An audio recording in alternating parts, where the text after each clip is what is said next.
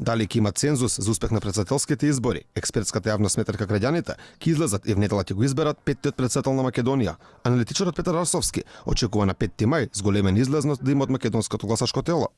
Мислам дека кај македонските партии има некакво подигање на цензусот, на излезноста.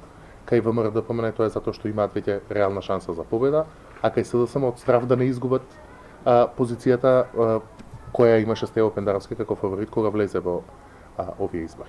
Доколку во недела не излад 40% од запишаните гласачи, функцијата претседател на државата ќе оди во рацете на првиот човек на собранието. Собранискиот спикер Талат Џафери посочи дека е спремен од 12 мај да превземе позицијата ВД претседател, доколку не биде постигнат потребниот цензус од 40%.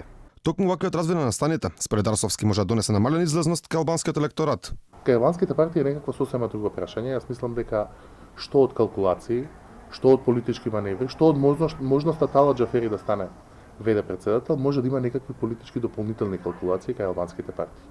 Тој надополнува и дека можноста за бојкот може да искористи Алијансата за албанците, која сега се смета за лидерка албанското гласачко тело, како побрзо би дошло до парламентарни избори. Тие и движењето Беса во текот на оваа недела треба да донесат одлука како ќе постапат на 5 мај. Останатите политички субјекти едногласни кога во прашање цензусот за овие избори. Лидерот на опозицијата Христијан Мицковски е уверен дека потребната излезност на 5 мај ќе ја има. Јас кажав, следен претседател на Република Македонија е професорката Гордана Селјановска-Давкова и самото тоа дава одговор на вашето прашање дека очекувам да има цензус во вториот круг на 5 мај.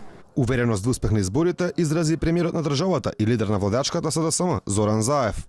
Прво верувам дека ќе успеат изборите. Тоа ми е државната одговорност на мене, се надевам на опозицијата, се надевам на сите граѓани. Изборите треба да бидат и мора да бидат успешни за да продолжиме напред. На иста бранова должина е и претседателот на ДУИ Али Ахмети. Мислам дека на 5 мај ќе се одлучува дали оваа земја ќе биде успешна и со тоа ќе испратиме порака до меѓународната заедница дека на 5 мај сме гласале за што поскоро членство во НАТО и Европската унија.